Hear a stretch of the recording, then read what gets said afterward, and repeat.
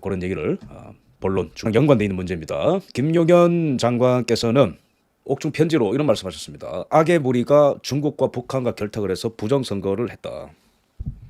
부정선거를 했다. 뭔가 좀 이렇게 민주당과 선관위를 포위하는 포위망이 다가오는 느낌이 들죠. 그렇습니다. 그다음에 파이낸스 투데이의 단독 기사에 따르면은 우리나라 선관위는 선거 개표 사무원 중에 중국인이 몇 명인지 통계를 갖고 있지 않다라고 하는 이 정신 나간 답변을 했습니다. 최근에 선관위는요 숨 쉬는 것 빼고 다 거짓말을 보시면 돼요. 이때까지 중국 개표원은 은평구에 한 명이다라고 했거든요. 헌재에서의 윤 대통령 측에 대한 답변에 중국인은 한 명뿐이다라고 딱 마무리했어요. 그런데 파이낸스 투데이가 직접 취재를 해보고 선관위한테 물어보니까 몇 명이냐 은평구 제외하고 나머지 전체적으로 알 수 없다. 그게 무슨 말일까요? 중국 개표원이 들어올 수도 있다는 겁니다.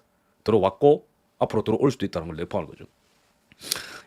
이렇게 난장판이 펼쳐지고 있는데 헌법재판소는 극좌 레디컬 레프트로 가득한 이 극좌 헌법재판관들은 마은혁 재판관 후보를 오늘 임명을 해라 이런 명령을 최상목 권한대행한테 하려다가 내부에서 제가 봤을 땐 이견이 있었던 것 같습니다. 바깥에서는 지금 헌재에게 헌법을 요구하는, 우리는 외압 행사하는 거 아니에요.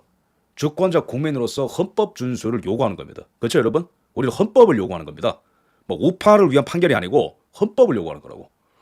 그래서 이러한 우리 국민들의 목소리가 미치는 건지 원래 오늘은 이 권한쟁의에 대해서 결론을 내고 최상목 권한대행 마은혁을 마저 임명해라 이런 걸 오늘 선고하려고 했는데 갑자기 이 변론을 제기하겠다. 무슨 말이냐면은 최상목 대 우원식인 거예요. 이거는 우덜식이는 야 최상목 너 마은혁도 마저 임명해 이 입장이고, 우원식이가 최상목 입장에서는 여야 간에 합의를 하지 않았기 때문에 마은혁은 내가 임명할 수 없다.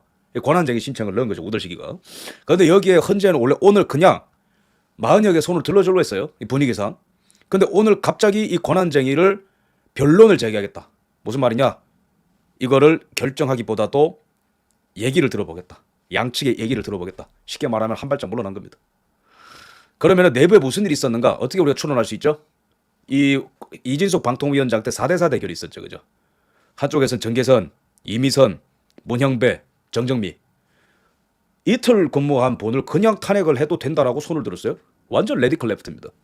그런데 반대편에는 김형두, 정형식, 조한창 뭐 이런 분들이, 김복형 이런 재판관들이 그냥 이건 안 된다. 이거는 너무 얼치기로 왔어. 4대4죠.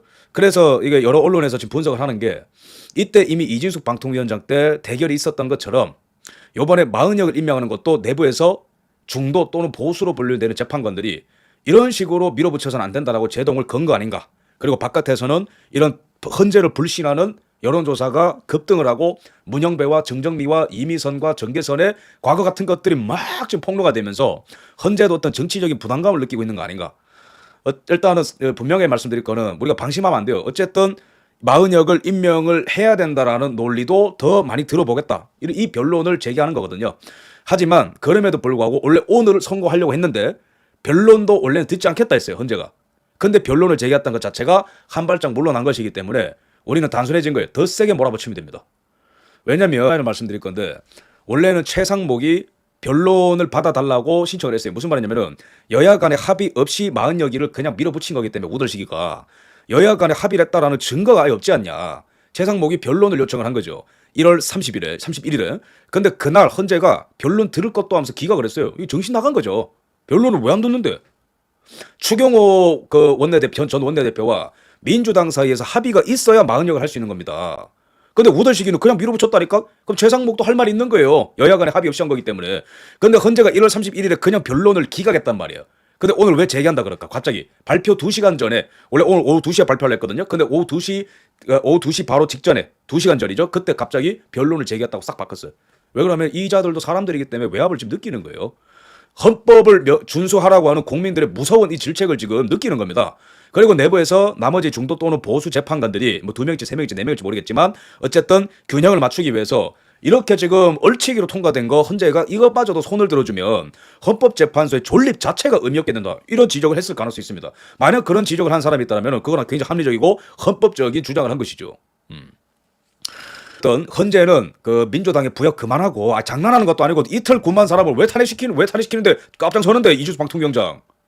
다행히 4대4로 기각이 됐지만 그거는 아예 심리할 끈덕지도 안 되는 거예요.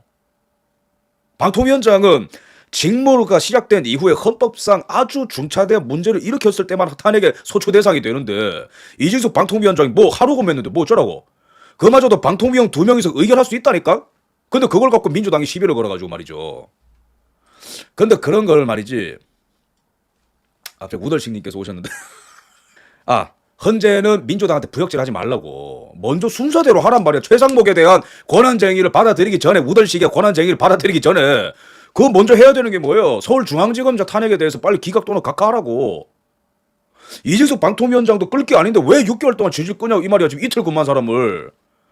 이거는 진짜 우리나라 사법부의 수치입니다. 이런 상황 자체가. 어? 그럼 순서대로 하라는 건 뭡니까? 아니 최상목에 대한 권한쟁의 신청 같은 거는 당연히 기각인데 그 전에 뭘 해야 되는 거냐면은 중앙지검장 빨리 직무복귀 시키라고. 감사원장 빨리 직무복귀 시키라고 각하 때리고. 그 다음에 최상목 전에 무슨 논쟁이 먼저 있었어요. 한덕수 권한등에 대한 탄핵이 그게 의결 정족수에 모자라게 통과시켰는데 그것도 우달시기가 어디 그 200석으로 돼 있는 헌법재판소 해설소에도 돼 있는 거를 정족수도 차지하는 거를 갖고 아니 의석수가 차지도 않은 의결수가 차지도 않은 것도 통과시켰는데 민주당이 그거를 왜 받아줍니까 헌재가. 그러면 그 한덕수 권한등에 대한 권한쟁의 신청도 들어왔으니까 그걸 먼저 해야지. 그거를 먼저 하는 게 순서대로 맞습니다. 먼저 한덕수 권한등이 먼저 탄핵당했으니까 제 말이 틀렸습니까? 그러면 한덕수 권한등에 대해서 권한쟁의에 대한 이 판단이 끝났다면 최상목이 건 아니 볼 것도 없지. 왜 최상목은 한덕수 권한등이 탄핵 안 당했으면 그 다음에 대행도 안 왔을 건데 그 순번이. 그러면 헌재는 민주당의 부역 그만하고 간 그만 보고 최상목 집어치우고 한덕수 중앙지검장 그다음 감사원장에 대한 판단을 빨리 하세요. 우리는 지금 뭐 권한쟁의를 변론 제기하겠다 아니 그딴 걸로 만족할 생각 없으니까 지금. 그리고 지금 뭡니까 문영배 유엔권에 대한 논란 발언. 그다음에 지금은 마은혁 후보가 미국이 자금 지원을 해서 광주 학살을 일으켰다라는 단체에 옛날에 몸을 담았었어요. 마은혁이가. 이거를 지금 내 방송을 누가 보냐면은 미국에 있는 인플루언서들이 봐요. 그 소문 이미 다 소문 다 낼 거야. 앞으로 지금까지 내왔지만 더 낼 거라고. 누구한테 말할까지는 얘기 안 해. 내 전략을 까고 싶지 않으니까. 그러면은 미국의 이게 이 최고 권력자들이 앞으로 뭘 보겠어요? 마흔여기를 추천한 민주당 너네 뭐하는 놈들이야 너네들 이 자식들 이거. 거기 민주당의 수괴는 국제전범 푸틴의 따까리 국제전범 푸틴한테 줄을 댄 김정은의 따까리가 이재명이다. 이미 미국 의회 조사국은 그렇게 결론 냈는데 그 내란 속에 이재명의 정당에서 추천한 마흔여기는 미국이 자금 지원해가지고 무슨 뭐 학살 일으켰다. 그러면은 이거 당신들 저 무더기 제재로 다 끝나는 겁니다. 나는 오히려 지금 민주당과 재판관들한테 기회를 주고 있는 거예요 지금. 베네수엘라 같은 경우는 부정선거에 부역한 그 재판관들 전부 다 금융제재 대상입니다. 그리고 지금 이 재판관들 전부 다 돌아가면서 지역선관위원장 다 했잖아요. 문영배 재판관을 비롯해서 잘 판단하라고. 1000대 맞을 거를 100대 맞을 걸로 제가 지금 끝내준 거라니까. 헌재의 정치적 중립성에 대해서 최근에 여론조사 나왔죠. 중립적이지 않다. 이거를 느끼는 거예요. 이 박근혜 대통령 때는요 헌법재판관 이름도 몰랐어요 국민들이. 그때는 막 뒤로 밀리고 막 디펜스하기 바빴으니까 그죠? 여러분 헌법재판관 이름 당시에 모르죠 그죠? 근데 지금 우리가 8명의 재판관 이름 다 외우고 있다고. 특히 그 4명 문, 정, 이, 문, 그 다음에 그 더블정, 그 다음에 마지막 이, 문, 정정, 이 이렇게 외우세요. 문영배, 정정미, 정계선, 이미선 이렇게 4명. 요 4명은 이 지금 딱 우리가 가도양식 쳐가지고 딱 지금 지켜보고 있거든. 그 다음에 이 사람들의 과거의 판례가 뭐가 있는지도 지금 막 온라인 수사대가 다 찾아내고 있습니다. 국민 무서운 줄 알아야지. 헌재 뭔데 당신들이 지금 헌법의 수호자인 대통령을 갖다가 간첩보다 그렇게 인권을 대우 못하고 여기까지 왔는데 정신 똑바로 차리고 해야 될 거 아니야. 예? 넘어가겠습니다. 오늘